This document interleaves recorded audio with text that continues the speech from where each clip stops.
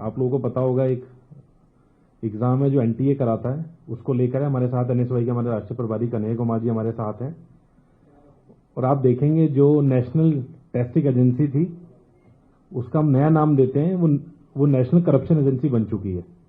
बार बार जब नीट का एग्जाम होता है तो नई नई चीजें निकल कर आती हैं।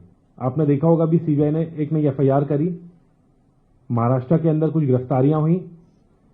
हाँ, ये मानते हैं हम कि बेल दे दी गई, लेकिन जो आरोप लगे वो बार बार ये दिखाते हैं कि जो नीट का एग्जाम कराने के पीछे जो एजेंसी है एनटीए, जो बार बार शक के घेरे में है। पिछले साल का आपको नीट का समय याद होगा कि हमने बड़े पैमाने पर बार बार नीट के एग्जाम में जो धांधली थी उजागर करी थी। और एनटीए खाली नीट को लेकर नहीं, जो भी एग्जाम कराती है, सीयूटी का आप लोगों के सामने उदाहरण कि किस तरीके से पूरा डाटा लीक होता है।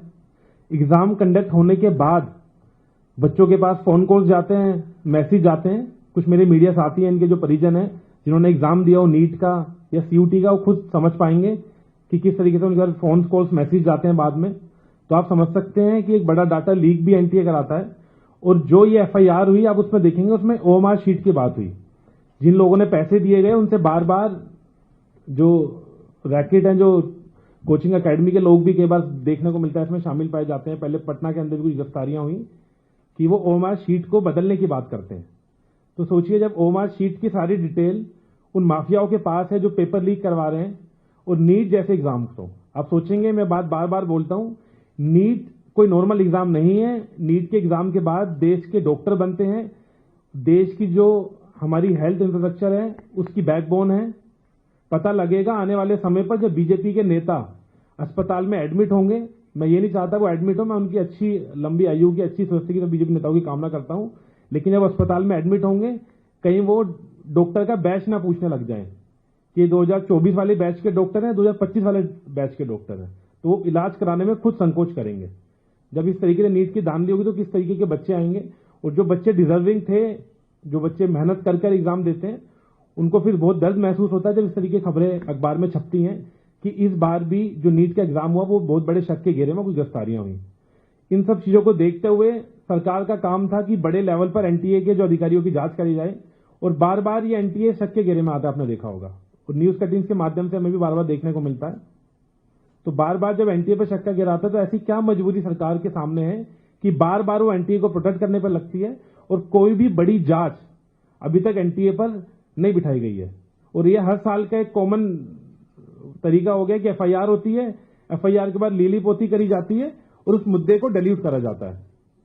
तो हमारा इमीडिएटली ये है कि एनटीए के बड़े पर जांच हो, वरना जिस तरीके से पहले भी हम लोगों ने एनटीए के बाद प्रदर्शन करा था, हम पे एफआईआर करी गई, एनटीए बार बार उस एफआईआर को परस्यू भी करता है कि इन पे और भी चार्जेस फ्रेम हो, तो हम डरने वाले नहीं है।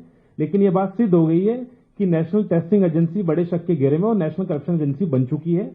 तो तुरंत या तो इसको डिलीट करी जाए या बड़े लेवल पर इसकी जांच करी जाए। और नीट की तो परीक्षा आपने देखा होगा, इस बार भी जो गिरफ्तारियां हुई हैं वो शक के घेरे में है। अगर एफआईआर हुई थी एंटी करप्शन में तो एफआईआर किस व्याप पर हुई, और एफआईआर हुई है तो कहीं ना कहीं कुछ तो धांधली है। और ये जो ओएमआर शीट का खेल है, ये खेल बहुत अच्छे से समझ आ रहा है। तो मैं इसके बाद संक्षेप में हमारे जो प्रभारी हैं कन्हैया कुमार जी, वो भी अपनी बात रखेंगे। बात बहुत क्लियर है कि national testing agency corruption agency बन चुकी है।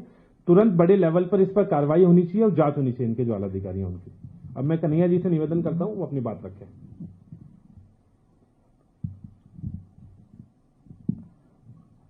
मीडिया के साथियों, जैसा कि हमारे राष्ट्रीय अध्यक्ष जी ने आपको बताया कि एक बार फिर नीट के एग्जाम पर, उसकी ट्रांसपेरेंसी पर और इसको कंडक्ट कराने वाली एजेंसी एनटीए पर प्रश्न चिन्ह खड़ा हुआ है।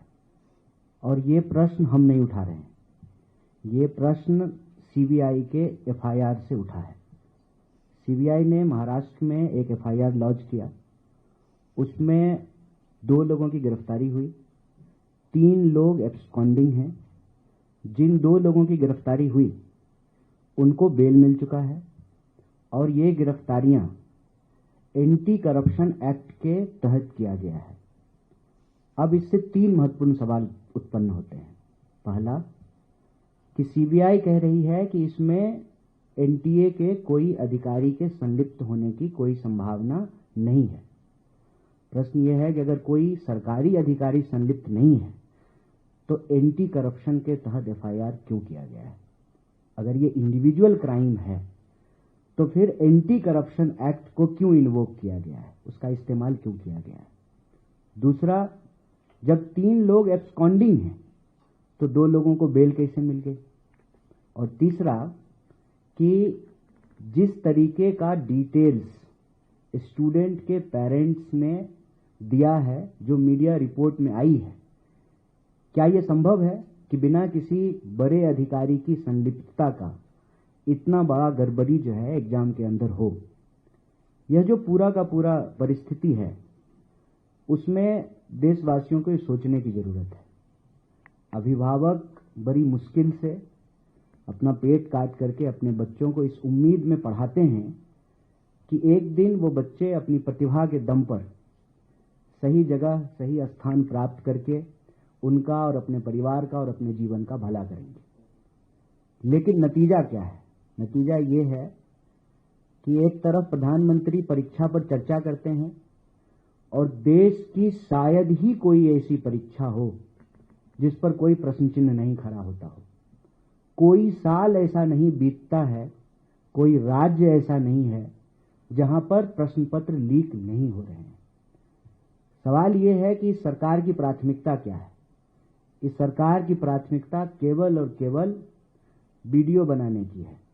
चाहे वो परीक्षा के नाम पे वीडियो बनाएं, चाहे कोई दुर्घटना हो जाए तब वीडियो बनाएं, उनको बस रील बनाने से मतलब है। इतना बड़ा सवाल खड़ा हो रहा है और हर साल नहीं, बहुत भारी मन से हम आपके बीच में आकर के ये बात रख रहे हैं। हम नहीं चाहते हैं कि हमारी देश की संस्थाओं पर कोई प्रश्न चिन्ह खड़ा हो, लेकिन जो उनके कार्य प्रणाली है उनसे ये प्रश्न चिन्ह उठता है। कोई साल ऐसा नहीं है जब नीट को लेकर के विवाद नहीं होता। पिछले साल भी इसी महीने में नीट को लेकर के विवाद हो रहा था। इस साल फिर जब रिजल्ट आया है तो जो है यह विवाद शुरू हो गया है। साल दर साल हर परीक्षा पे जब प्रश्न उठ रहे हैं तो सरकार क्या कर रही है? क्या प्रधानमंत्री की प्राथमिकता सिर्फ चर्चा करने की है या इस देश में परीक्षाएं ट्रांसपेरेंट तरीके से हों और विद्यार्थियों के मन में और उनके अभिभावकों के मन में कोई शक नहीं हो? अब बताइए, देश भर के विद्यार्थी और अभिभावक क्या सोचेंगे? उनके मन में ये आएगा ना कि क्या पता हमारा भी ओएमआर सीट बदल दिया गया, क्या पता हमारी सीट किसी और को बेच दी गई हो। और इतनी निराशा का ही नतीजा है कि 1 घंटे में 2 नौजवान आत्महत्या करने को विवश हैं इस देश में, और सरकार बिल्कुल भी इस पर कान देने को तैयार नहीं है। एनटीए पे प्रश्न सिर्फ नीट के एग्जाम कंडक्ट कराने को लेकर नहीं है। जैसा कि अध्यक्ष जी ने कहा, आप सीयूईटी की पूरी प्रक्रिया को देख लीजिए। 300 से ज्यादा विश्वविद्यालय सीयूईटी के तहत एंट्रेंस प्रक्रिया को पूरा करते हैं।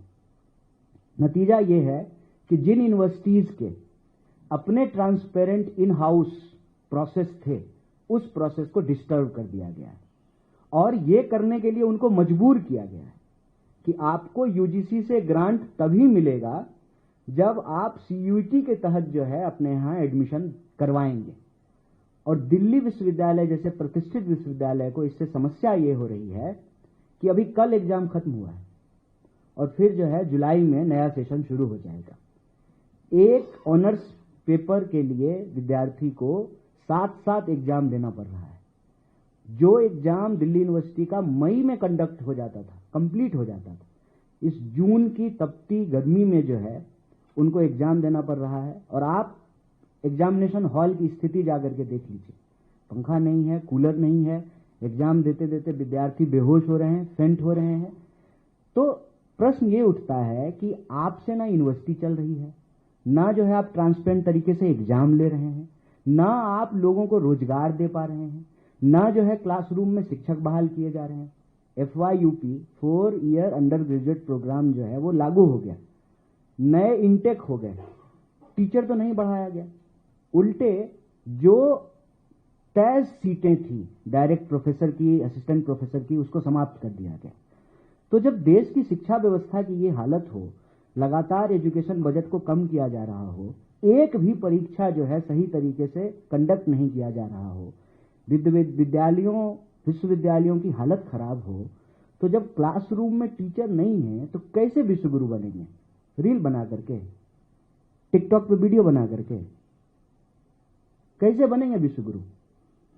जिस देश में डॉक्टर जैसा इतना शानदार प्रोफेशन है, कहते हैं कि धरती पर भगवान के रूप हैं डॉक्टर, उनकी परीक्षा ही अगर ठीक से नहीं ली जा रही है तो फिर हम अपने देश की शिक्षा व्यवस्था को और अपने देश के भविष्य को कहां पहुंचा रहे हैं? अगर हम सही तरीके से लोगों को पढ़ाएंगे नहीं, हमारे विश्वविद्यालय अच्छे नहीं होंगे, परीक्षाएं समय पर नहीं होगी, परीक्षाएं पारदर्शी तरीके से नहीं होगी, परीक्षा कंडक्ट कराने वाली एजेंसियों के ऊपर सवाल खड़े होंगे, और एक एजेंसी के खिलाफ दूसरे एजेंसी ने एफआईआर किया है, कांग्रेस पार्टी ने एफआईआर नहीं किया है, सीबीआई ने एफआईआर किया, और जो एफआईआर की कॉपी है उस एफआईआर की कॉपी से ही लिपा पोती की बू आती है। आप एंटी करप्शन एक्ट के तहत जो है आप एफआईआर कर रहे हैं, 3 लोग एब्सकॉन्डिंग हैं, तब जो है 2 लोग अरेस्ट किए गए, उनको जो है बेल मिल जाता है, और फिर क्लेरिफिकेशन आता है सीबीआई का कि इसमें एनटीए का कोई अधिकारी इन्वॉल्व नहीं है। एनटीए का कोई अधिकारी इन्वॉल्व नहीं है तो वो जो करप्शन करने वाले लोग हैं, क्या उनको सपना आया था ओएमआर सीट का? कैसे जो है उनको ये इंपॉर्टेंट इंफॉर्मेशन मिलती है? सीयूटी का एग्जाम होता है, सारा डेटा जो है स्टूडेंट्स जो उसमें अपीयर हुए हैं वो प्राइवेट कॉलेजेस के पास है। एक बार एग्जाम कंडक्ट हो जाएगा, रिजल्ट आ जाएगा, सबके घर पे जो है सबके अभिभावकों के घर पे फोन आने शुरू होते हैं कि आ जाइए आप हमारे यहाँ एडमिशन ले लीजिए। जानबूझ करके जो पब्लिक फंडेड यूनिवर्सिटीज हैं उसके एडमिशन की प्रक्रिया को लेट कर दिया जाता है कि पहले प्राइवेट कॉलेज जो हैं उनके सीटें भर जाएं, फिर जो है पब्लिक फंडेड इंस्टीट्यूट में जो है एडमिशन प्रक्रिया शुरू होगी। तो ये एक बहुत बड़ा सवाल है। शिक्षा हमारी प्राथमिकता है और किसी भी देश के लिए शिक्षा प्राथमिकता होनी चाहिए।